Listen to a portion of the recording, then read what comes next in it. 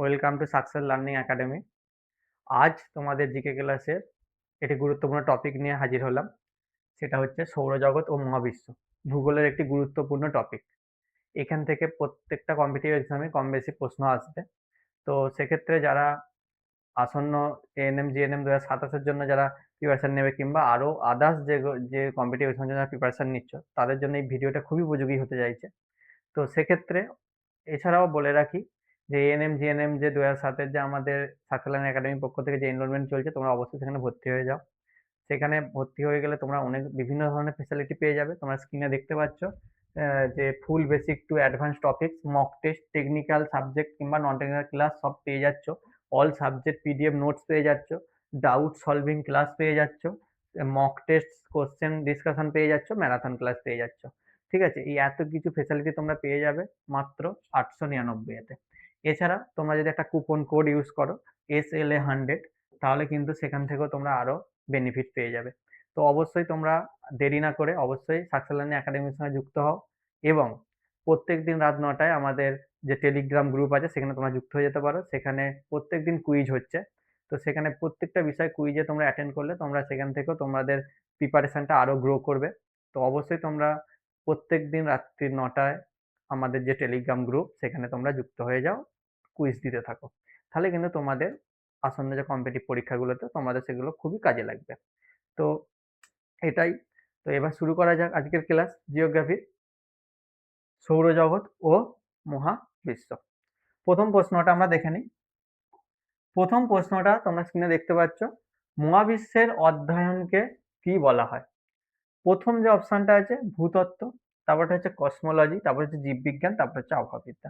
তোমরা এই আমরা কি করব, আমাদের শুধুমাত্র যে কোশ্চেন অ্যান্সার করিয়ে দেবো সেটা কিন্তু নয়, আমরা কিন্তু প্রত্যেকটা অপশন রিলেটেড যে আরো প্রশ্নগুলো হবে সেগুলোও কিন্তু এই ক্লাসের মধ্যে আলোচনা করব।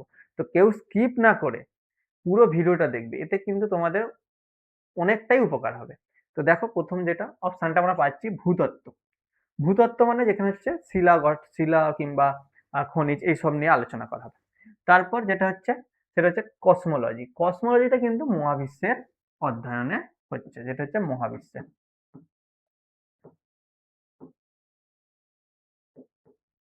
অধ্যয়ন। এছাড়া আরেকটা যেটা আছে জীববিজ্ঞান।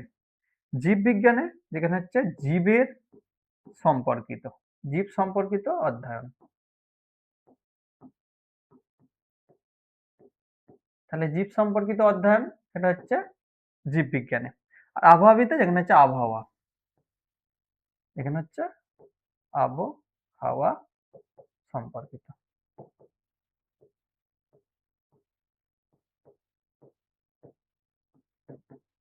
তাহলে এখান থেকে আমরা কি পেলাম? ভূতত্ত্ব, যেটা হচ্ছে শিলা বা খনিজ এইসব নিয়ে আলোচনা করা হবে। যেটা হচ্ছে কসমোলজি, যেটা হচ্ছে মহাবিশ্বের অধ্যয়ন আলোচনা করা হয়।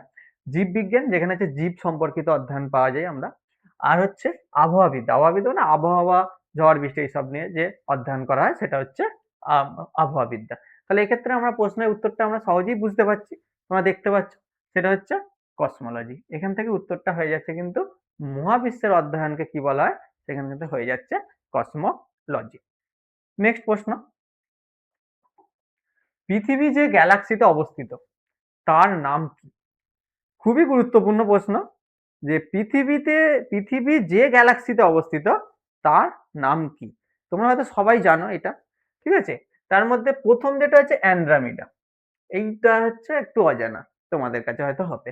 অ্যান্ড্রোমেডা কি? এটাও কিন্তু একটা গ্যালাক্সি, এটাও কিন্তু একটা গ্যালাক্সি।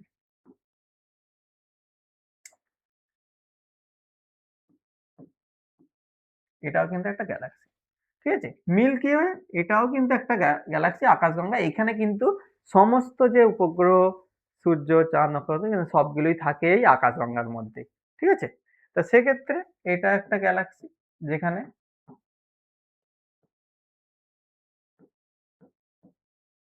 যেখানে সবকিছু আছে। এছাড়া সেমব্রেও, এটাও একটা গ্যালাক্সি।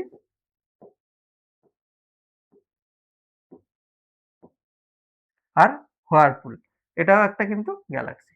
তাহলে আমাদের যে এটা ছিল পৃথিবীর যে গ্যালাক্সিতে অবস্থিত তার নাম কি? তাহলে এক্ষেত্রে আমাদের হচ্ছে যেহেতু আকাশগঙ্গাতে সমস্ত কিছুই থাকে, তাহলে পৃথিবীটাও সেখানে আছে। তাহলে পৃথিবী কোন গ্যালাক্সিতে অবস্থিত? প্রত্যেকটা গ্রহ উপগ্রহ বললাম, তাহলে এটা হচ্ছে আকাশগঙ্গা। তাহলে উত্তরটা হয়ে গেল মিল্কি ওয়ে বা আকাশগঙ্গা। আর হচ্ছে পৃথিবীর নিকটতম যদি গ্যালাক্সি বলা হয় তাহলে কিন্তু এই যে অ্যান্ড্রোমিডা, এটা হচ্ছে নিকটতম। কিন্তু পৃথিবী এতে নেই, এটা হচ্ছে নিকটতম গ্যালাক্সি।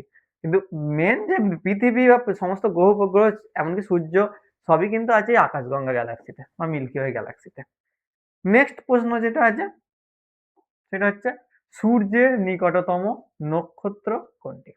সূর্যের নিকটতম নক্ষত্র কোনটি? সেক্ষেত্রে আমাদের যে নামগুলো আমরা পাচ্ছি অপশনগুলো, সেটা হচ্ছে serious, Proxima Centauri, Vega, Polaris. ঠিক আছে, তো সেক্ষেত্রে সিরিয়াসও কিন্তু একটা নক্ষত্র, কিন্তু সূর্যের নিকটতম নয়। ঠিক আছে, তারপর প্রক্সিমা সেন্টাউরি, যেটা কিন্তু বৃহৎ এবং সূর্যের নিকটতম। তাহলে এটা যদি আমরা আলোচনা করি, এটা হচ্ছে এটাই কিন্তু সূর্যের নিকটতম নক্ষত্র।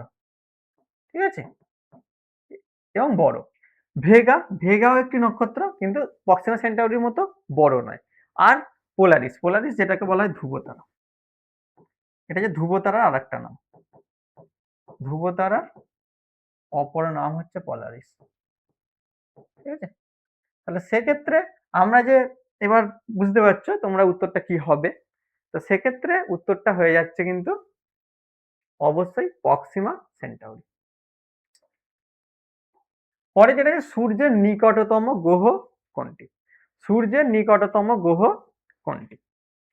তাহলে এখানে চারটে অপশন তোমরা দেখতে পাচ্ছ, একটা হচ্ছে শুক্র, একটা হচ্ছে বুধ, একটা হচ্ছে পৃথিবী, একটা হচ্ছে মঙ্গল। প্রত্যেকটাই কিন্তু গ্রহ। ঠিক আছে, কিন্তু সূর্যের সব থেকে কাছে। এর জন্য একটা শর্ট ট্রিক্স আছে, তোমাদের এইভাবে মনে রাখলে কিন্তু কোনটা কার পর কোনটা কার আগে সেটা কিন্তু বুঝতে পারবে। সেক্ষেত্রে গ্রহগুলোকে এইভাবে সাজাতে হবে: বুধ, শুক্র, পৃথিবী, মঙ্গল, বৃহস্পতি, শনি, ইউরেনাস, নেপচুন, তারপর হচ্ছে শেষে প্লুটো। ঠিক আছে, যদি এটা বামন গ্রহ 2006 সালে স্বীকৃতি দেওয়া হয়েছে প্লুটোকে বামন গ্রহ হিসাবে। তো সেক্ষেত্রে আমাদের সূর্যের নিকটতম গ্রহ, তাহলে যদি সূর্য, তাহলে প্রথম সূর্য মানে আমরা যে গ্রহটা মেনশন করলাম সেটা হচ্ছে বুধ। তা সূর্যের নিকটতম গ্রহ আমরা বুঝতেই পারছি, সেটা হচ্ছে বুধ। ঠিক আছে, শুক্র আছে দ্বিতীয়। ঠিক আছে, বা এটা হচ্ছে পৃথিবীর যমজ গ্রহ বলা হয় শুক্রকে। এছাড়া পৃথিবী আছে 3 নম্বর। পৃথিবী যেখানে আমরা আবাসস্থল আমাদের বাস করি, যেখানে হচ্ছে জল বাতাস সবই আছে বর্তমান, যে মানুষের উপযোগী গ্রহ, সেটা হচ্ছে পৃথিবী। আর মঙ্গলকে বলা হয়, তোমরা সবাই জানো, মঙ্গল হচ্ছে লাল গ্রহ। মঙ্গল হচ্ছে লাল গ্রহ। ঠিক আছে, তাহলে এইখান থেকে উত্তরটা কি তাহলে হলো বুধ। এখান থেকে উত্তরটা হয়ে গেল বুধ। তোমরা কিন্তু এই ফরম্যাটটা ভালো করে মনে রাখার চেষ্টা করবে, তাহলে কিন্তু গ্রহ সম্পর্কে অনেকটাই তোমরা ক্লিয়ার হয়ে যাবে। পরের যে অপশনটা আছে এই কোশ্চেনটা, বুধ গ্রহ সূর্যকে একবার প্রদক্ষিণ করতে কতদিন সময় নেয়? তাহলে বুধ গ্রহ সূর্যকে প্রদক্ষিণ করতে কতদিন সময় নেয়? সেক্ষেত্রে প্রথম যে অপশনটা আছে 88 দিন, তারপরে অপশনটা আছে 225 দিন, তারপরটা হচ্ছে 365 দিন, তারপরটা হচ্ছে 687 দিন। তাহলে বুধ গ্রহ সূর্যকে প্রদক্ষিণ করতে কত সময় নেয়? সেক্ষেত্রে প্রথম যে অপশনটা আছে 88 দিন, এইটাই কিন্তু বুধ গ্রহ। এছাড়া 225 দিন, এটা হচ্ছে শুক্র। 365 দিন, এটা হচ্ছে পৃথিবী। আমরা জানি যে 365 দিনে 1 বছর। ঠিক আছে, সেক্ষেত্রে কিন্তু অবশ্যই তোমাদের 365 দিন যেটা সেটা পৃথিবী হবে। আর 687 দিন যেটা হচ্ছে মঙ্গল। তাহলে দেখো এই অপশনগুলো থেকে আমরা কিন্তু কোন গ্রহ কত দিনে সূর্যকে প্রদক্ষিণ করছে সেটা কিন্তু আমরা পেয়ে যাচ্ছি। তোমরা দেখতে পাচ্ছ। আমি সেটা লিখে দিলাম। একটা হচ্ছে ৮৮ দিন যেটা হচ্ছে বুধ গ্রহ, ২২৫ দিন সেটা হচ্ছে শুক্র, ৩৬৫ দিন যেটা হচ্ছে পৃথিবী, আর ৬৮৭ দিন যেটা হচ্ছে মঙ্গল। তাহলে তোমরা এখান থেকে নোট ডাউন করে নিতে পারো। তাহলে একটা অপশন থেকে কিন্তু আমরা কোন গ্রহ সূর্যকে আবার প্রদক্ষিণ করতে কতদিন সময় নেয় আমরা সবগুলোই জেনে নিলাম। ঠিক আছে? এরকম হয়তো পরে একটা প্রশ্ন থাকলো যে শুক্র গ্রহ সূর্যকে একবার প্রদক্ষিণ করতে কতদিন সময় নেয়? তখন কিন্তু তোমরা এইখানে এইটাতে তোমরা বুঝে নিলে পরেরটা কিন্তু তোমরা নিজেরাই উত্তর দিতে পারবে। তো সেক্ষেত্রে এইটার উত্তর হয়ে গেল তাহলে বুধ গ্রহ বলা হয়েছে, তাহলে কিন্তু ৮৮ দিন উত্তরটা হয়ে গেল। পরের পৃথিবীর যমজ গ্রহ বলা হয় কোন গ্রহকে? তাহলে এটা একটা খুব গুরুত্বপূর্ণ প্রশ্ন। পৃথিবীর যমজ গ্রহ বলা হয় কোন গ্রহকে? আমি কিন্তু আগে একবার অপশন আলোচনা করার সময় গ্রহগুলো তখন কিন্তু বলেছিলাম। তোমরা মনে আছে কি জানি না। তবু একবার অপশনগুলো দেখো, মঙ্গল, বুধ, শুক্র, শনি। তাহলে এবার পৃথিবীর যমজ গ্রহ কোনটা? মানে পৃথিবীর মতোই, ঠিক আছে, পৃথিবীর মতোই অনেকটা, কিন্তু সেখানে পৃথিবী থেকে অনেকটাই আলাদা হতে পারে, কারণ পৃথিবীতে পানির অস্তিত্ব আছে। মানে যে গ্রহটা উত্তরটা হতে চাইছে সেখানে কিন্তু পানির অস্তিত্ব নেই, তবু কিন্তু পৃথিবীর মতোই দেখতে অনেকটা। ঠিক আছে, পৃথিবীর মতোই, মানে পৃথিবী সূর্যকে আবর্তন করছে, পরিক্রমণ করছে, সেটা একই প্রায় কাছাকাছি সময়। ঠিক আছে, তোমরা হয়তো অনেকেই গেস করে ফেলেছো এতক্ষণে, আমি হয়তো জানি সেটা। তাহলে এখান থেকে উত্তরটা কিন্তু হয়ে যাবে পৃথিবীর যমজ গ্রহ হচ্ছে শুক্র। ঠিক আছে, মানে একদম আমরা তো বুধ শুক্র পৃথিবী মঙ্গল আমরা যে ফরম্যাটটা তো আমাদের শেখালাম, সেখান থেকে কিন্তু একটা শুক্রর পরই পৃথিবী আছে, মানে পৃথিবীর কাছাকাছি। ওই জন্যই পৃথিবীর যমজ গ্রহ যেটা হবে সেটা হচ্ছে শুক্র গ্রহ। আর মঙ্গল গ্রহের একটা বিশেষ বৈশিষ্ট্য আছে, লাল গ্রহ বলা হয়। কেন লাল গ্রহ বলা হয়, এটা একটা প্রশ্ন হতে পারে যে কেন লাল গ্রহ বলা হয়। সেক্ষেত্রে যেটা হবে সেটা হচ্ছে এখানে ফেরাস লৌহ ফেরাস অক্সাইড আছে প্রচুর। ঠিক আছে, তার জন্য লাল গ্রহ। তাহলে এইটাকে লাল গ্রহ বলা হচ্ছে, ভালো করে এটা মাথায় রাখতে হবে। এটা হচ্ছে লাল গ্রহ।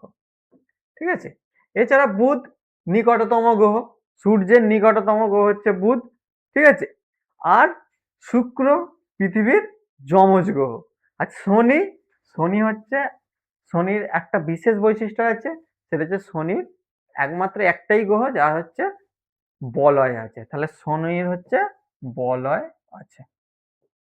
তাহলে এখান থেকে তোমরা এটাও জেনে যাচ্ছ যে শনির আছে বলয়। তাহলে সেক্ষেত্রে আমরা যে অপশন গুলো পেলাম সেক্ষেত্রে উত্তরটা তোমরা বলেই দিয়েছি, সেটা হচ্ছে শুক্র। পরেরটা দেখে নেব, শুক্র গ্রহ সূর্যকে প্রদক্ষিণ করতে, একবার প্রদক্ষিণ করতে কতদিন সময় নেয়?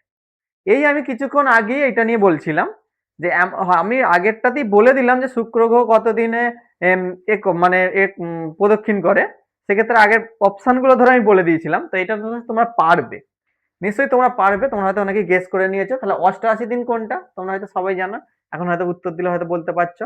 সেটা হচ্ছে ৮৮ দিনটা হচ্ছে বুধ। আরো একবার বলে দিচ্ছি আমি, এই যে ২২৫ দিন ছিল বা ২২৪.৭ দিন, এইটা কোথায়? এইটাই হচ্ছে শুক্র, এটাই হচ্ছে শুক্র। ৩৬৫ দিন এটা হচ্ছে পৃথিবী, আর ৬৮৭ দিন এটা হচ্ছে মঙ্গল। তাহলে এবার বুঝতেই পারছো শুক্র গ্রহ সূর্যকে প্রদক্ষিণ করতে কতদিন সময় নেয়। তো সেক্ষেত্রে তোমাদের উত্তরটা কি হয়ে যাবে তোমরা নিজেরাই এখন গেস করছো, সেটা হচ্ছে ২২৪.৭ দিন বা ২২৫ দিন অ্যাপ্রক্স ধরে নেওয়া হচ্ছে। ঠিক আছে, তো সেক্ষেত্রে পরের প্রশ্নটা আমরা দেখে নেবো। পরের প্রশ্ন যেটা আছে সেটা আমরা দেখে নিই। সেটা হচ্ছে তোমরা দেখো, পৃথিবীকে নীল গ্রহ বলা হয় কেন? ঠিক আছে, এখানে যে অপশন গুলো তোমরা দেখতে পাচ্ছ সেগুলো আমি বলে দিই। নীল বায়ুমণ্ডলের জন্য। ঠিক আছে, কিন্তু বায়ুমণ্ডল কি নীল? তোমরা হয়তো সেটা সবাই জানো যে বায়ুমণ্ডলের কোনো রং আমরা প্রত্যক্ষ করিনি। ঠিক আছে, সেক্ষেত্রে বায়ুমণ্ডল তো নীল নয়, তাহলে অপশনটা হচ্ছে না, এটা বাদ গেল। অধিক জলভাগ থাকার জন্য, হ্যাঁ, জলের রং কিন্তু নীল। আর পৃথিবীতে আমরা জানি 3 ভাগ জল 1 ভাগ স্থল, তাহলে পৃথিবীতে সবসময় জলের ভাগ বেশি। তাহলে পৃথিবীতে 3 ভাগ জল 1 ভাগ স্থল। তাহলে জলের পরিমাণ যদি বেশি হয় তাহলে কিন্তু পৃথিবীটাও কি রং হবে, সেটা হচ্ছে নীলই হবে। ঠিক আছে। আর এই আরেকটা বলে রাখি যে এই 3 ভাগ জলের মধ্যে বেশিরভাগটাই আছে কিন্তু সমুদ্রে। 97% জল আছে সমুদ্রে।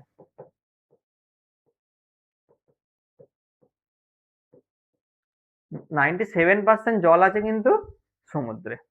ঠিক আছে। এছাড়া আরেকটা অপশন কি আছে, বরফের জন্য। বরফের জন্য আর একটা হচ্ছে মেঘের জন্য। কখনোই বরফের জন্য নয়, কারণ বরফের রং কিন্তু সাদা। ঠিক আছে, সেক্ষেত্রে তাহলে বরফেরটাও হচ্ছে না, এটাও ক্যান্সেল। আর হচ্ছে মেঘের জন্য। মেঘের জন্য তো মেঘের জন্য তো কখনো কোনো গ্রহের রং ঠিক হয় না।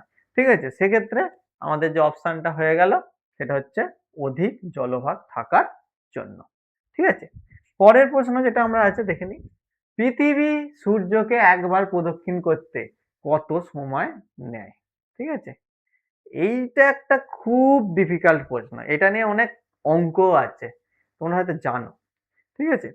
যে পৃথিবী সূর্যকে একবার প্রদক্ষিণ করতে কত সময় নেয়। এই যে আমরা বলি 365 দিন, কিন্তু অ্যাকচুয়ালি 365 দিন নয়। ঠিক আছে, এটা তোমরা সবাই জানো। এর সঙ্গে আরেকটা রিলেটেড আছে, যখন আমরা এটা আলোচনা করব তখনই আমরা অধিবর্ষটাতেও আমরা জানতে পারবো বা চলে যাব। তো সেক্ষেত্রে 365 দিন কিন্তু পুরো নয়। সূর্যকে প্রদক্ষিণ করতে পৃথিবীর সময় লাগে 365 দিন, 6 ঘন্টা 48 মিনিট 46 সেকেন্ড। এইটা 365 দিন, 6 ঘন্টা 48 মিনিট 46 সেকেন্ড। ঠিক আছে, তাহলে অ্যাপ্রক্স কিন্তু 365 দিন হচ্ছে না। তাহলে এই যে 6 ঘন্টা 48 মিনিট 46 সেকেন্ড, এই যে অতিরিক্ত আছে, এই সময়টা কোথায় যাবে? এই সময়টা নিশ্চয়ই কোথাও না কোথাও কোনো বছরের সঙ্গে যুক্ত হবে। ওই জন্য এই যে অ্যাপ্রক্স 6 ঘন্টা এক্সট্রাটা প্রত্যেক 4 বছর অন্তর। তাহলে 4 বছর অন্তর যদি আমি 6 × 4 করি তাহলে কত হচ্ছে 24 ঘন্টা। তাহলে আমাদের অতিরিক্ত থাকছে 24 ঘন্টা। তাহলে এই 24 ঘন্টা যে সময়টা, এইটাই 4 বছর অন্তর এই বছরের 12 মাসের মধ্যে একটা মাস, সেটা হচ্ছে ফেব্রুয়ারি মাস, সেইখানে যুক্ত হয়ে যায়। ওই জন্য এই একদিনটা 4 বছর অন্তর ফেব্রুয়ারি মাসে একদিন যুক্ত হয়, মানে 29 দিন সেটা হবে। ঠিক আছে। এই 29 দিনের যে জন্য যে একদিন বেশি হচ্ছে, এই জন্য 4 বছর অন্তর হয় লিপি ইয়ার বা অধিক বর্ষ। ঠিক আছে, যেটা হবে 4 বছর অন্তর। তাহলে এক্ষেত্রে আমরা এবার যে মূল প্রশ্ন আছে সেটা হচ্ছে পৃথিবী সূর্যকে একবার প্রদক্ষিণ 365 দিন হচ্ছে না, ওটা বছর হিসাবে ধরে নেওয়া হচ্ছে। হচ্ছে 365 দিন 65.26 দিন, কারণ এই অপশনটা কিন্তু এর সঙ্গে রিলেটেড। কারণ আমরা যদি আমি 366 দিন বলি, প্রতি বছর কি একদিন করে বাড়ছে না, প্রতি বছর 6 ঘন্টা 48 মিনিট 46 সেকেন্ড এইটা বাড়ছে। পুরোপুরি একদিন বাড়ছে না, পুরোপুরি একদিন কমছেও না। তাহলে এই দুটো অপশন আমরা সিলেক্ট করতে পারবো না, আর এটাও অ্যাপ্রক্স নয়। সেক্ষেত্রে উত্তরটা হয়ে যাবে 365 দিন 365.26 দিন। তাহলে এই যে কনফিউজে ফেলে দেবে যে আমরা জানি 365 দিনে 1 বছর, সবাই অনেকেই হয়তো 365 দিন করে ফেলতে পারে, কিন্তু এখন যে তোমরা এই যে ক্লাসটার মাধ্যমে বুঝে গেলে যে 6 ঘন্টা 48 মিনিট 46 সেকেন্ড যে অতিরিক্ত সময়টা, এইটা কিন্তু ওই 4 বছর অন্তর একদিন করে বাড়ছে, সেটা যুক্ত হয়ে লিপ ইয়ার হচ্ছে, তার জন্যই। তাহলে এখন যে উত্তরটা আমরা জানার পর তোমরা জেনে গেলে বলার পর, সেটা হচ্ছে 365.26 দিন। পরের প্রশ্নটা আমরা দেখে নিই। পৃথিবীর উপগ্রহের নাম কি? খুব ভালো একটা প্রশ্ন। পৃথিবীর উপগ্রহের নাম কি? দেখো এখানে কিন্তু যে 4টে অপশন আছে প্রত্যেকটাই কিন্তু উপগ্রহের নাম। ঠিক আছে, 4টে যে অপশন আছে 4টেই কিন্তু পৃথিবী মানে উপগ্রহের নাম। তো সেক্ষেত্রে প্রথম যে হচ্ছে ফোবাস। ফোবাস ডিমোস। এই যে দুটো উপগ্রহ তোমরা হয়তো অনেকে জানো বা অনেকে জানো না, ফোবাস বা ডিমোস এই দুটো উপগ্রহ হচ্ছে একটা গ্রহেরই, সেটা হচ্ছে মঙ্গল। সেটা হচ্ছে মঙ্গল। আর পৃথিবীর যে উপগ্রহ, গুরুত্বপূর্ণ উপগ্রহ, সেটা হচ্ছে তোমরা সবাই জানো, সেটা হচ্ছে চাঁদ। তাহলে পৃথিবীর একমাত্র উপগ্রহ।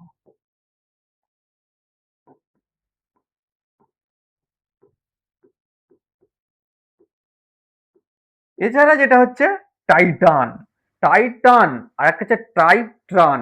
এই দুটো জিনিস কিন্তু অনেক সময় আমাদের গুলিয়ে যায়। একটা হচ্ছে টাইটান আর একটা হচ্ছে টাইট্রান। ঠিক আছে, সেক্ষেত্রে যেটা হবে, তাহলে টাইটানটা যেটা আছে, এই এর যে উপগ্রহটা হচ্ছে সেটা হচ্ছে শনির। সেটা হচ্ছে শনির। আর আরেকটা যে উপগ্রহের নাম তোমাদেরকে বললাম, ঠিক আছে, সেটা হচ্ছে টাইট্রান। সেটা হচ্ছে টাইট্রান। এটা অনেকে গুলিয়ে ফেলে। ঠিক আছে, একটা হচ্ছে টাইটান যেটা হচ্ছে শনির উপগ্রহ, আর একটা হচ্ছে টাইট্রান। ঠিক আছে, এটা হচ্ছে প্লুটোর উপগ্রহ, প্লুটো। ঠিক আছে, টাইটান হচ্ছে শনির উপগ্রহ, আর টাইট্রান এটা হচ্ছে কিন্তু প্লুটো, বা এটা আমার একটু মিস্টেক হয়েছে, সরি, এটা হচ্ছে নেপচুনের উপগ্রহ। এটা হচ্ছে নেপচুনের উপগ্রহ। ঠিক আছে, তো সেক্ষেত্রে এখানে যে উত্তরটা তোমরা বুঝতেই পারছো এবার কি হবে, সেটা হচ্ছে চাঁদ। এটা হলো চাঁদ। তাহলে পৃথিবী উপগ্রহের নাম হলো চাঁদ। ঠিক আছে, তাহলে এক্ষেত্রে তোমরা যে আরো যে অপশন গুলো ছিল সেইগুলো থেকেও তোমরা কিন্তু অপশন গুলো থেকেও তোমরা বেশ কিছু বুঝে বুঝে গেলে, যেটা হচ্ছে ফোবাস কার উপগ্রহ, সেটা হচ্ছে মঙ্গল। ডিমোস কার উপগ্রহ, সেটাও হচ্ছে মঙ্গল। আর চাঁদ সেটা হচ্ছে পৃথিবীর একমাত্র উপগ্রহ। টাইটান হচ্ছে শনির উপগ্রহ। আর একটা যে অপশন আছে সেটা টাইটান, এটা হচ্ছে নেপচুনের উপগ্রহ। ঠিক আছে, তো সেক্ষেত্রে এখান থেকে তোমরা ক্লিয়ার কোন উত্তরটা হতে পারে, পৃথিবীর উপগ্রহ একমাত্র হচ্ছে চাঁদ। ঠিক আছে, পরের যে প্রশ্নটা আমরা দেখে নিই, লাল গ্রহ নামে পরিচিত কোনটি? আমাকে নিশ্চয়ই দ্বিতীয়বার এই প্রশ্নটা নিয়ে আলোচনা করতে হবে না, কারণ আমি যখন প্রত্যেকটা অপশন ধরে ধরে বলছিলাম, বারবার কিন্তু একটা গ্রহকে আমি মেনশন করছিলাম, যেটা লাল গ্রহ, লাল গ্রহ, লাল গ্রহ। সেক্ষেত্রে তোমরা এখন নিজেরাই উত্তরটা বলতে পারবে। সেটা হচ্ছে, প্রথম হচ্ছে বুধ। বুধ কিন্তু লাল গ্রহ নয়। ঠিক আছে, মঙ্গল সেটাও কিন্তু নয়। ঠিক আছে, সরি, মঙ্গল, মঙ্গল কিন্তু লাল গ্রহ। বারবার বলছি, মঙ্গল হচ্ছে লাল গ্রহ, বারবার আলোচনা করলাম। শুক্র সেটাও কিন্তু নয়। ঠিক আছে, শনি, শনি একমাত্র গ্রহ যেটা হচ্ছে যার মধ্যে বলয় আছে। তাহলে এক্ষেত্রে অপশনটা হয়ে গেল মঙ্গল। এক্ষেত্রে অপশনটা হয়ে গেল মঙ্গল। ওকে, পরের, মঙ্গলের উপগ্রহ কটি? খুব ভালো একটা প্রশ্ন। মঙ্গলের উপগ্রহ কটি? এই একটু আগে আমি আলোচনা করেছি মঙ্গলের কটি উপগ্রহ। সেটা হচ্ছে মঙ্গলের কটা উপগ্রহ, এখানে অপশনটা যেটা, একটি, দুটি, তিনটি, চারটি। তাহলে আমি আগের প্রশ্নে দুটো অপশন ছিল, একটা হচ্ছে ফোবাস, ডিমোস। ঠিক আছে, তাহলে এই দুটো উপগ্রহ কিন্তু মঙ্গল গ্রহে বারবার বলেছি। তাহলে মঙ্গলের উপগ্রহ দুটি, একটা হচ্ছে ফোবাস আর একটা হচ্ছে ডিমোস।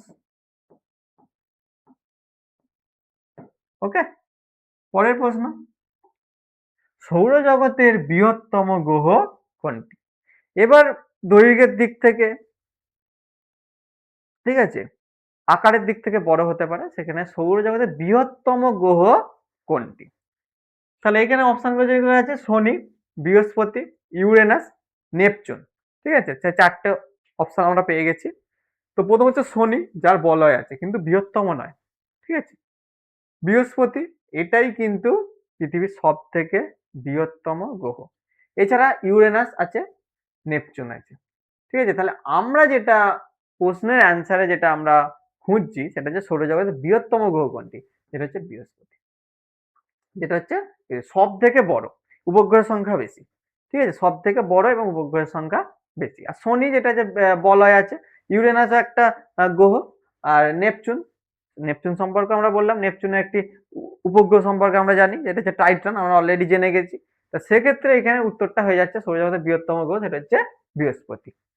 পরের যে প্রশ্নটা, বৃহস্পতি সূর্যকে একবার প্রদক্ষিণ করতে কত দিন সময় নেয়? খুবই ভালো একটা প্রশ্ন, যে বৃহস্পতি সূর্যকে প্রদক্ষিণ করতে কত দিন সময় নেয়।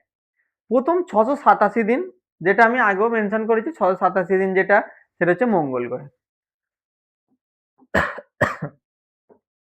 যেটা হচ্ছে মঙ্গল গ্রহের। আচ্ছা, তারপরে 4331 দিন, এইটা কিন্তু হয়ে যাচ্ছে বৃহস্পতি, এইটা কিন্তু হয়ে যাচ্ছে বৃহস্পতি। 365 দিন যেটা হচ্ছে পৃথিবী,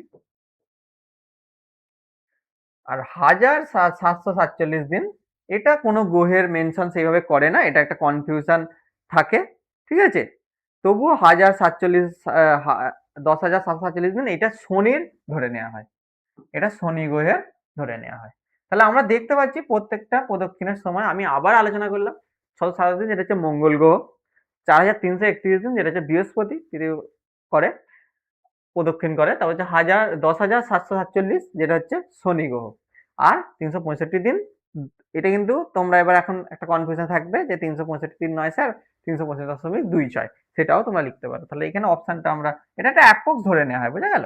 তো সেক্ষেত্রে এখানে আমাদের যে উত্তরটা আমরা পেয়ে যাব সেটা হচ্ছে বৃহস্পতি, সেটা আমরা পেয়ে গেলাম বৃহস্পতি সূর্যকে একবার প্রদক্ষিণ করে 4331 দিনে। ওকে, পরের যে অপশনটা আছে, প্রশ্নটা, সৌরজগতের দ্বিতীয় বৃহত্তম গ্রহ কোনটি? সৌরজগতের দ্বিতীয় বৃহত্তম গ্রহ কোনটি? সেক্ষেত্রে প্রথম যে অপশনটা আছে বৃহস্পতি,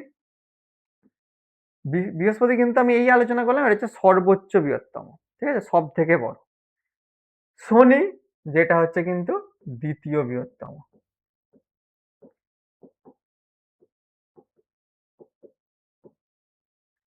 তাহলে এখান থেকে আমরা বুঝতেই পারছি বৃহস্পতি হচ্ছে সর্বোচ্চ বৃহত্তম, আর শনি হচ্ছে দ্বিতীয় বৃহত্তম। তাহলে আমরা যে প্রশ্নটা আমরা আলোচনা করছি, সৌরজগতের দ্বিতীয় বৃহত্তম গ্রহ কোনটি, তো সেক্ষেত্রে কিন্তু, আর ইউরেনাস নেপচুন এগুলো কিন্তু বৃহত্তমের মধ্যে পড়ছে না, এগুলো অনেক পরে আছে বা দৈর্ঘ্য অনেক বেশি বড় নয়। তো সেক্ষেত্রে বৃহস্পতি শনির মধ্যে আমরা যে কনফিউশনটা সেটা আমরা ক্লিয়ার করে দিলাম, যে বৃহস্পতি সব থেকে বড়, আর যে দ্বিতীয় বৃহত্তম বলা হয় সেটা কিন্তু হয়ে যাচ্ছে শনি। তাহলে উত্তরটা কিন্তু হয়ে গেল, সৌরজগতের দ্বিতীয় বৃহত্তম গ্রহ কোনটি, সেটা হয়ে গেল কিন্তু শনি। পরের যে প্রশ্নটা আমরা দেখে নেব, শনির বৃহত্তম উপগ্রহ কোনটি? কিছুক্ষণ আগেই আমি এই শনি উপগ্রহ আর নেপচুনের উপগ্রহ এইগুলো নিয়ে আমি একটুখানি আলোচনা করে দিলাম, যে টাইটান আর ট্রাইটন, ঠিক আছে। তো সেক্ষেত্রে টাইটান হচ্ছে কিন্তু আমি বলেছিলাম তখন এটা হচ্ছে শনির উপগ্রহ, আর ট্রাইটন হচ্ছে নেপচুন। গ্যানিমিড বৃহস্পতি, সব থেকে বড় উপগ্রহ, সব থেকে বড় বড় উপগ্রহ। এছাড়া ক্যালিস্টা, এটাও কিন্তু বৃহস্পতি। তাহলে আমরা এখানে বলছি শনির বৃহত্তম উপগ্রহ কোনটি, তাহলে অবশ্যই উত্তরটা হয়ে গেল টাইটান। টাইটান হচ্ছে সব থেকে বৃহত্তম, শনির বৃহত্তম উপগ্রহ, সেটা হচ্ছে টাইটান। আর যদি এরকম একটা প্রশ্ন আছে সব থেকে বড় উপগ্রহ কোনটি, তাহলে কিন্তু হবে গ্যানিমিড, যেটা হচ্ছে বৃহস্পতির সব থেকে বড়, ঠিক আছে। পরের, ইউরেনাস সে বিশেষ বৈশিষ্ট্য কি?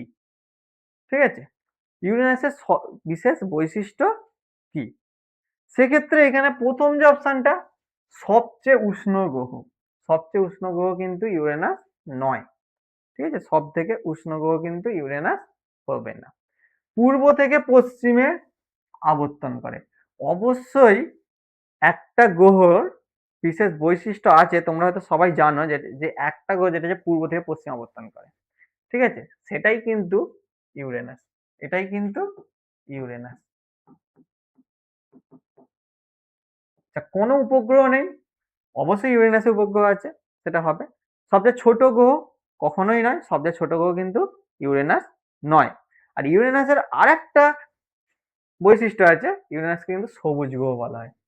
ইউরেনাসকে সবুজ গ্রহ বলা হয়। ঠিক আছে, তাহলে এক্ষেত্রে উত্তরটা আমরা পেয়ে যাচ্ছি পূর্ব থেকে পশ্চিমে আবর্তন করে ইউরেনাস। সবুজ গ্রহ এখানে ছিল না অপশানে, নাহলে কিন্তু সবুজ গ্রহটা হতো, সবুজ গ্রহ নেই, সেক্ষেত্রে পূর্ব থেকে পশ্চিম আবর্তন করে, এটাও কিন্তু ইউরেনাসের একটি বৈশিষ্ট্য। পরের যে প্রশ্নটা আছে, বর্তমানে গ্রহের সংখ্যা কটি? খুব ইম্পর্টেন্ট প্রশ্ন, বর্তমানে গ্রহের সংখ্যা কটি? ঠিক আছে, বর্তমানে গ্রহের সংখ্যা কটি? 7টি, 7টি নয় কিন্তু 8টি। এই যে অপশনটা আছে 8টি, 8টিটা কিন্তু বর্তমানে গ্রহের সংখ্যা 8টি। এবার অনেকে প্রশ্ন করে, স্যার 9 নবগ্রহ আমরা জানতাম, তাহলে 9টি নয় কেন? 9টি গ্রহই ছিল, কিন্তু 2006 সালে প্লুটোকে 2006 সালে প্লুটোকে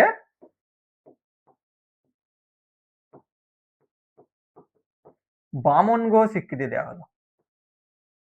বামন গ্রহ বলা হলো, আকারে খুব ছোট তো, বামন গ্রহ বলে দেওয়া হয়েছিল। তখনই হয়ে গেল 9টি থেকে 8টি। তাহলে এখন বর্তমানে গ্রহের সংখ্যা কটি? 8টি। প্লুটোকে বাদ দিতে হবে। বুধ, শুক্র, পৃথিবী, মঙ্গল, বৃহস্পতি, শনি, ইউরেনাস, নেপচুন, মোট 8টা গ্রহ এখন বর্তমানে আছে সৌরজগতে। পরের যে প্রশ্নটা, প্লুটোকে গ্রহের তালিকা থেকে বাদ দেওয়া হয় কত সালে? আমাকে কি আর বলতে হবে? এই প্রশ্নটা কি আমাকে আর আলোচনা করতে হবে? এই আগের প্রশ্নটি আমরা কিন্তু লিখে বুঝিয়ে দিয়েছি। তাহলে দেখো, এটা তোমরা এখন নিজেরাই করতে পারবে। 2000 সাল হচ্ছে না, 2004 সাল হচ্ছে না, আমি বলেছি 2006 সালে কিন্তু প্লুটোকে গ্রহের তালিকা থেকে বাদ দেওয়া হচ্ছে। তাহলে এক্ষেত্রে উত্তরটা হয়ে গেল 2006 সাল। ঠিক আছে, আর 2010 এটা একটা বিভ্রান্তিকর, তাহলে এখান থেকে উত্তরটা আমরা পেয়ে যাচ্ছি 2006 সাল। পরের প্রশ্ন, পৃথিবীর বয়স প্রায় কত? খুবই গুরুত্বপূর্ণ প্রশ্ন, পৃথিবীর বয়স প্রায় কত? 3.54 বিলিয়ন বছর, 4.54 বিলিয়ন বছর, 5.54 বিলিয়ন বছর, 6.54 বিলিয়ন বছর। তাহলে এর মধ্যে কিন্তু একটা, এবং এই আলোচনার মধ্যে আমরা জেনে যাব পৃথিবীর বয়স আনুমানিক বা প্রায় কত। ঠিক আছে, সেটা হচ্ছে 3.54 বিলিয়ন বছর নয়, কারণ এর থেকেও বেশি হবে। 4.54 বিলিয়ন বছর, এইটা কিন্তু পৃথিবীর প্রায় বয়স ধরা হয়। পৃথিবীর প্রায় বয়স ধরা হয়। ঠিক আছে, তাহলে এখান থেকে উত্তরটা পেয়ে গেলাম 4.54 বিলিয়ন বছর। পরের যে প্রশ্ন, সৌরজগতের সবচেয়ে উষ্ণ গ্রহ কোনটি? খুবই ইম্পর্টেন্ট প্রশ্ন। আগেতে অনেকগুলো অপশন ছিল, সেখানে আমি আলোচনা করিনি এই জন্যই, কারণ এইখানে সৌরজগতের সবচেয়ে উষ্ণ গ্রহটা কি সেটা আমরা জানতে এবার আমরা কিন্তু পারবো, যে সৌরজগতের সবচেয়ে উষ্ণ গ্রহ কোনটি। তাহলে প্রথম অপশন হচ্ছে বুধ। বুধ কিন্তু উষ্ণ গ্রহ নয়। ঠিক আছে, বুধ কিন্তু উষ্ণ গ্রহ নয়, কারণ বুধ সূর্যের কাছাকাছি গ্রহ হলো, বুধ কিন্তু উষ্ণ গ্রহ নয়। উষ্ণ গ্রহ হলো কিন্তু শুক্র। তাহলে সৌরজগতের সবচেয়ে উষ্ণ গ্রহ কোনটি? এটা কিন্তু শুক্র। শুক্রকে উষ্ণ গ্রহ বলা হয়।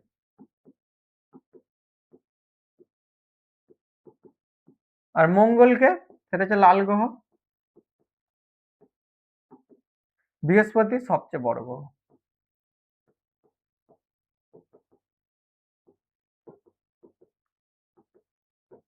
ঠিক আছে, তো সেক্ষেত্রে সৌরজগতের সবচেয়ে উষ্ণ গ্রহ কোনটি? সেক্ষেত্রে আমরা পেয়ে যাচ্ছি, সেটা হচ্ছে উত্তরটা হয়ে গেল শুক্র। ঠিক আছে, পরের যে প্রশ্নটা আমরা দেখে নিই। পরের প্রশ্ন হচ্ছে সৌরজগতের বৃহত্তম উপগ্রহ কোনটি? এটাও কিন্তু আমরা কোনো একটা এতে আমরা আলোচনা করে দিয়েছিলাম, যে সৌরজগতের বৃহত্তম উপগ্রহ কোনটি। ঠিক আছে, সেক্ষেত্রে আছে টাইটান, আছে গ্যানিমিড, আছে ট্রাইটন, আছে ইউরোপা। তো সেক্ষেত্রে প্রথম যে অপশনটা হচ্ছে টাইটান। টাইটান আমরা অনেকবার আলোচনা করেছি, তোমরা এখন নিজেরাই হয়তো বলতে পারবে টাইটান কার উপগ্রহ, সেটা হচ্ছে শনি। আচ্ছা, তারপর হচ্ছে গ্যানিমিড, সব থেকে বড়। আমি আগেও আলোচনা করেছি, সবচেয়ে বড় বড় উপগ্রহ যেটা কার, সেটা হচ্ছে বৃহস্পতি। ট্রাইটন, ট্রাইটন হচ্ছে নেপচুন, টাইটন হচ্ছে নেপচুন। ইউরোপা, এটাও কিন্তু বৃহস্পতি। কিন্তু বৃহস্পতির দুটো উপগ্রহ মেনশন করা আছে এখানে, কিন্তু এর মধ্যে কে বড়, সেটা হচ্ছে গ্যানিমিড। সব থেকে বড় হচ্ছে গ্যানিমিড, সব থেকে বড় তাহলে কি হচ্ছে, গ্যানিমিড। পরের যে প্রশ্নটা আছে, শনির বৃহত্তম উপগ্রহের নাম কি? একটু আগেই প্রশ্নটা রিপিটেড প্রশ্ন আলোচনা আমরা করেছি, নিজেরা উত্তর দাও। নিশ্চয়ই হয়তো তোমরা বুঝতে পারছো শনির বৃহত্তম উপগ্রহের নাম কি, সেটা হয়ে যাচ্ছে কিন্তু টাইটান। ঠিক আছে, পরে যেটা আছে, মঙ্গলের উপগ্রহ কোন দুটি? খুবই গুরুত্বপূর্ণ প্রশ্ন, একটু ঘুরিয়ে ফিরে প্রশ্নটা দেওয়া আছে। তোমরা হয়তো বুঝতেই পারছো, উত্তর নিজেরাই পারবে। যেভাবে আমি বুঝিয়ে দিলাম, যেভাবে আমি বলে দিয়েছি, আগে আগে আলোচনা অপশন ধরে আলোচনা করে দিয়েছি, সেখানে এইটা তোমাদের পুরোপুরি ক্লিয়ার। টাইটন, টাইটান এটা কিন্তু একটা শনির, একটা নেপচুন। ফোবাস, ডিমোস আলোচনা করা হয়েছে, এটাই হচ্ছে মঙ্গলের দুটি উপগ্রহ। তারপর হচ্ছে গ্যালিমিড, ক্যালিস্টা, ইউরোপা, এগুলো কিন্তু বৃহস্পতি। তাহলে এখানে আমরা যে দুটো সেট, ফোবাস আর ডিমোস, এই দুটোই কিন্তু মঙ্গলের উপগ্রহ। তাহলে এখান থেকে অপশনটা আমরা পেয়ে গেলাম, মঙ্গলের দুটি উপগ্রহ সেটা হচ্ছে ফোবাস আর ডিমোস। পরে যেটা হচ্ছে, সূর্যের আলো পৃথিবীতে পৌঁছাতে কত সময় লাগে? সূর্যের আলো পৃথিবীতে পৌঁছাতে কত সময় লাগে? সেটা হচ্ছে 7 মিনিট 30 সেকেন্ড, 8 মিনিট 19 সেকেন্ড, তারপর হচ্ছে 9 মিনিট 10 সেকেন্ড, আর 10 মিনিট। তাহলে সূর্যের আলো, সূর্য থেকে এই যে আলোটা আসবে, এটা পৃথিবীতে পৌঁছাবে কত? আচ্ছা, এই আলোর আলোচনা করতে গেলে আমরা কিন্তু আলোক বর্ষ সম্পর্কে জানবো। আলোক বর্ষ কি, ঠিক আছে, সেইটা সম্পর্কে কিন্তু আমাদের জানতে হবে। ঠিক আছে, তাহলে সূর্যের আলো পৃথিবীতে পৌঁছাতে কত সময় লাগে সেটা আমরা দেখে নিই। সেটা 7 মিনিট 30 সেকেন্ড, এটা কিন্তু নয়, 7 মিনিট 30 সেকেন্ডে আসতে পারবে না। তবে 8 মিনিট 19 সেকেন্ড, অবশ্যই অপশন বি হচ্ছে, এটাই হচ্ছে সূর্যের থেকে পৃথিবীতে আলো আসার সঠিক সময়। ঠিক আছে, এবার এই যে 1 বছরে আলো যতটা দূরত্ব অতিক্রম করে, সেটা হচ্ছে কিন্তু 1 আলোকবর্ষ ধরা হয়। ঠিক আছে, তো সেক্ষেত্রে আমরা আলোকবর্ষ সম্পর্কে জানলাম। তারপরে হচ্ছে সূর্য আলো পৃথিবীতে পৌঁছাতে কত সময়, সেটা হচ্ছে 8 মিনিট 19 সেকেন্ড। ঠিক আছে, এবার সূর্যের আলোর সঙ্গে আরো অতিবেগুনি রশ্মি এগুলো আছে, এগুলো তার ফলে বিশ্ব উষ্ণায়ন হয়, বিভিন্ন ব্যাপার আছে, এইগুলোর সঙ্গে এগুলো জানতে গেলে এগুলো জানতে হবে। সূর্যের আলোর সঙ্গে যে অতিবেগুনি রশ্মি আছে, যেটা বিশ্ব উষ্ণায়নের একটা প্রধান দায়ী, সেক্ষেত্রে কিন্তু আমাদের এগুলো জানতে হবে। তো পরের যে প্রশ্নটা, পৃথিবী থেকে সূর্যের গড় দূরত্ব কত? খুবই, এই প্রশ্নগুলো কিন্তু পরীক্ষায় বারবার আসে, যে পৃথিবী থেকে সূর্যের গড় দূরত্ব কত। একটা হচ্ছে 1.496 গুণিতক 10 10⁸ কিমি, একটা হচ্ছে 1.250 গুণিতক 10 বা 10⁸ কিমি, একটা হচ্ছে 2.496 10⁻8 কিমি, একটা 9.6 গুণিতক 10⁻7 কিমি। তাহলে এইখান থেকে আমরা উত্তরটা কিন্তু খুঁজে বের করতে হবে, যে পৃথিবী থেকে সূর্যের গড় দূরত্ব কত। সেক্ষেত্রে উত্তরটা হয়ে যাচ্ছে একদম প্রথমেরটাই, এইটাই কিন্তু তোমরা নোট ডাউন করে নেবে, এইটাই কিন্তু পৃথিবী থেকে সূর্যের গড় দূরত্ব। বাকি অপশনগুলো কনফিউশনের জন্য আমাদের করেছে, দিয়েছে। তো সেক্ষেত্রে আমরা যেটা পেয়ে যাচ্ছি সেটা হচ্ছে 1.496 গুণিতক 10⁻8 কিমি। ঠিক আছে, বা 1.496 গুণিতক 10⁸ কিমি। ঠিক আছে, তাহলে এটাই আমরা উত্তরটা পেয়ে গেলাম। পরের যে এটা আছে, সূর্যের ভর পৃথিবীর ভরের কত গুণ? এই প্রশ্নগুলো কিন্তু এখন পরীক্ষাতে বারবার আসছে, যে সূর্যের ভর পৃথিবীর ভরের কত গুণ, এরকম একটুখানি অ্যাডভান্স প্রশ্ন এগুলো। তো সেক্ষেত্রে প্রথম হচ্ছে 1,10,000 গুণ, 2,30,000 গুণ, 3,30,000, 5,30,000। ঠিক আছে, তাহলে আমরা 4টে অপশন পেয়ে গেছি। তাহলে এক্ষেত্রে উত্তর কিন্তু এর মধ্যেই আছে, 1,10,000 এটা কিন্তু নয়। 2,30,000 এটাও কিন্তু নয়। 3,30,000 এইটা কিন্তু উত্তরটা। তোমরা সবাই নোট ডাউন করে নাও যে সূর্যের ভর পৃথিবীর ভরের 3,30,000 গুণ বেশি, ঠিক আছে, বা বড়, বেশি। তো সেক্ষেত্রে আমরা উত্তরটা পেয়ে গেলাম 3,30,000 গুণ। পরে সূর্যের ব্যাস পৃথিবীর ব্যাসের প্রায় কত গুণ? এই যে প্রশ্নগুলো রাখা হয়েছে এগুলো কিন্তু অ্যাডভান্স প্রশ্ন। তাহলে সূর্যের ব্যাস পৃথিবীর ব্যাসের কত গুণ? সেটা প্রথম হচ্ছে 100 গুণ, 110 গুণ, 120 গুণ, 130 গুণ। খুবই ইম্পর্টেন্ট যে সূর্যের ব্যাস পৃথিবীর ব্যাসের কত গুণ। সেটা হচ্ছে 100 গুণ, এটা নয়, এটা একটা বিভ্রান্তিকর। 110 গুণটা হচ্ছে আমাদের উত্তর। এটাও বিভ্রান্তিকর, এটাও বিভ্রান্তিকর। তাহলে 110 গুণ এটাই হচ্ছে সঠিক উত্তর। তোমরা কিন্তু নোট ডাউন করবে, প্রত্যেকটা উত্তর প্রশ্ন লিখে নোট ডাউনটা তোমরা করে নেবে। সূর্যের ব্যাস পৃথিবীর ব্যাসের প্রায় কত গুণ? সেটা হচ্ছে 110 গুণ। তা এই প্রশ্নগুলো করলে তোমরা যারা এই যে আমাদের প্রত্যেক দিন রাত 9টা থেকে যে আমাদের টেলিগ্রাম গ্রুপে কুইজ চলছে সেখানে কিন্তু এইসব প্রশ্নগুলো রাখা হবে।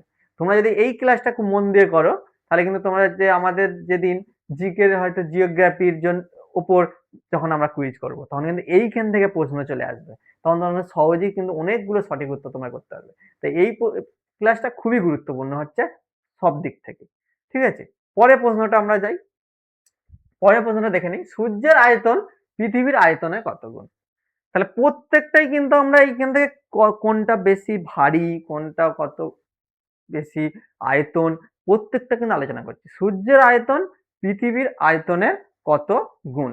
সেটা হচ্ছে আমরা জানি যে প্রথম অপশন হচ্ছে 10 লক্ষ, তারপর হচ্ছে 12 লক্ষ, তারপর হচ্ছে 13, তারপর হচ্ছে 15। আমরা অনেকেই হয়তো জানি যে সূর্যের আয়তন পৃথিবীর আয়তনের 13 লক্ষ গুণ বড়, 13 লক্ষ গুণ বড়। তাহলে এইখান থেকে উত্তরটা হয়ে যাচ্ছে তাহলে 13 লক্ষ গুণ। বাকিগুলো বিভ্রান্তিকর, এগুলো কিন্তু এর সঙ্গে বিভ্রান্তিকর ভাবে অপশন দিয়েছে, এগুলো রিলেটেড কিছু প্রশ্ন হয় না সেইভাবে।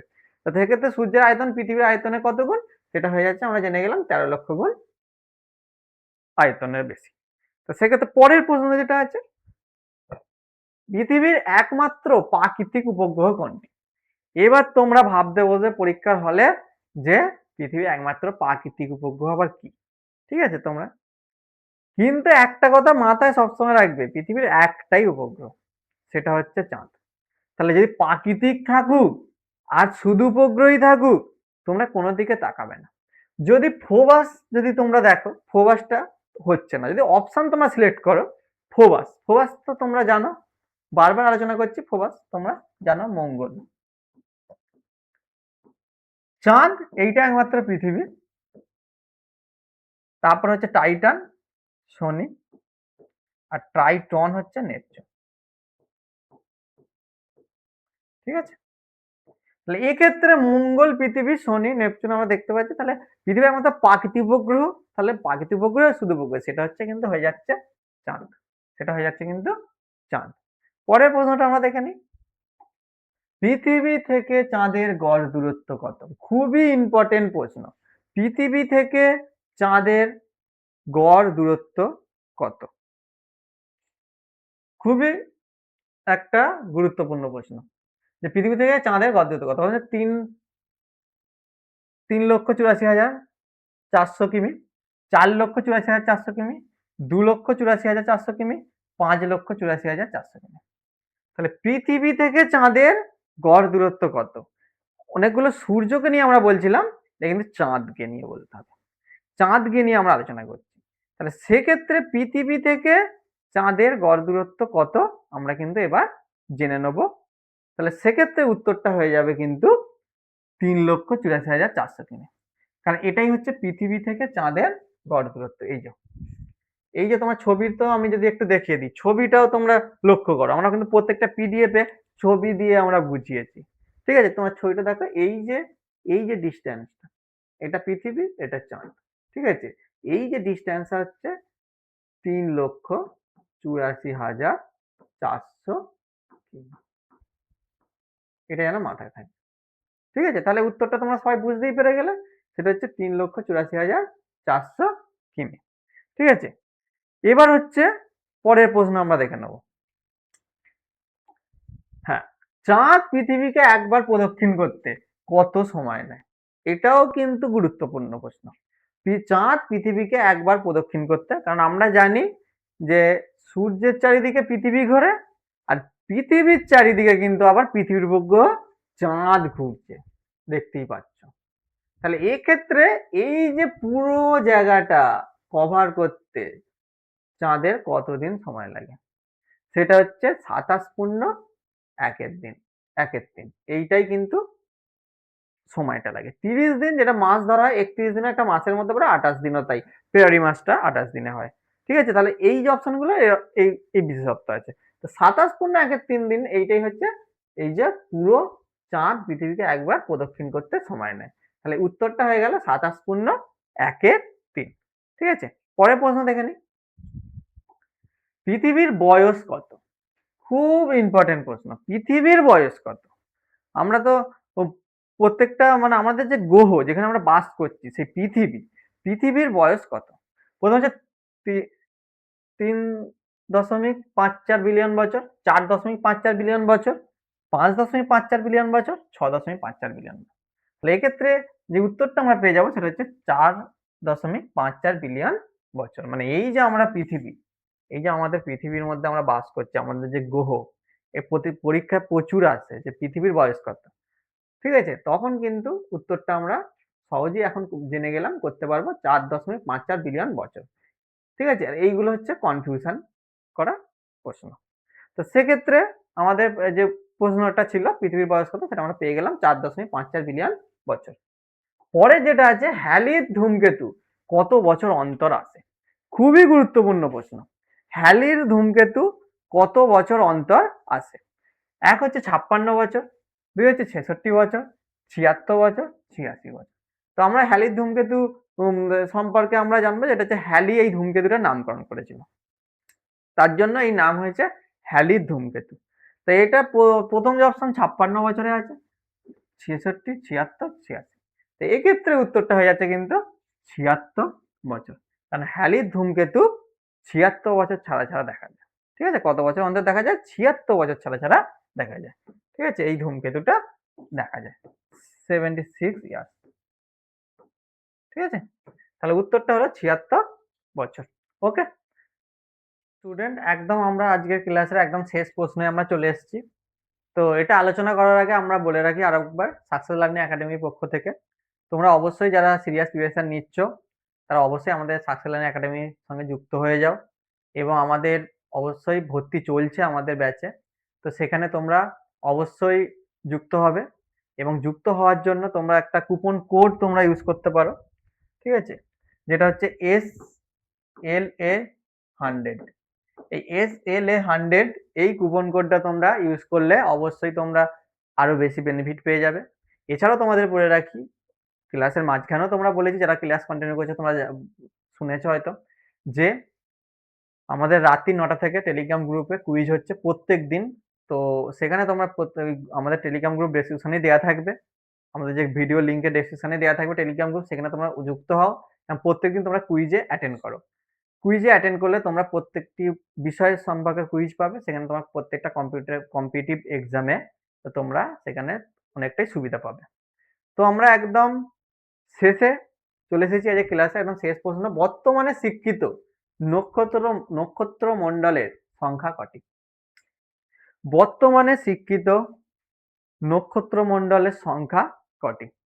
এটাও খুব গুরুত্বপূর্ণ প্রশ্ন। প্রথম অপশনটা 76টি, তারপর হচ্ছে 88টি, তারপর হচ্ছে 96টি, তারপর হচ্ছে 61। তো এই বর্তমানে স্বীকৃত নক্ষত্রমণ্ডলের সংখ্যা কটি, যে অপশনটা, যে প্রশ্নটা, তার অপশনগুলো, একটা 76টি, এটা হচ্ছে না, 88টি। আমরা এইখানেও কিন্তু এই প্রশ্নটা পরীক্ষায় বারবার আসছে, যে বর্তমানে স্বীকৃত নক্ষত্রমণ্ডলের সংখ্যা কটি, সেটা হচ্ছে 88টি। 96টি এটাও বিভ্রান্তিকর, 61টি এটাও বিভ্রান্তিকর। তা তোমরা অবশ্যই এটা নোট ডাউন করে নাও, যে বর্তমানে স্বীকৃত নক্ষত্রমণ্ডলের সংখ্যা কটি, সেটা হচ্ছে অবশ্যই 88টি। ঠিক আছে? তো তোমরা, আশা করি এইখানে আমি আমার ভিডিও শেষ করছি। তো তোমরা আশা করি এই ভিডিও থেকে তোমরা অনেকটাই উপকৃত হবে। তো এই ভূগোল বিষয়ক, জিকে পার্টের ভূগোল বিষয়ক আবার একটি ভিডিও নিয়ে, পরের পার্টের ভিডিও নিয়ে আমি আবার আসবো। তো অবশ্যই তোমরা তোমাদের যে প্রিপারেশন সেটা আরও খুব ভালো হোক এটাই আশা করব। সেই বলেই আমি এখানে আমার এই ভিডিও শেষ করছি।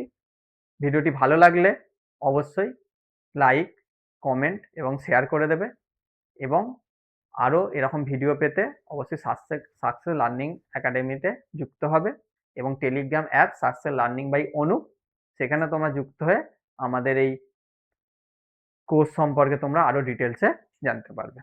তো এখানেই আজকের এই ভিডিওটি শেষ করলাম। ধন্যবাদ।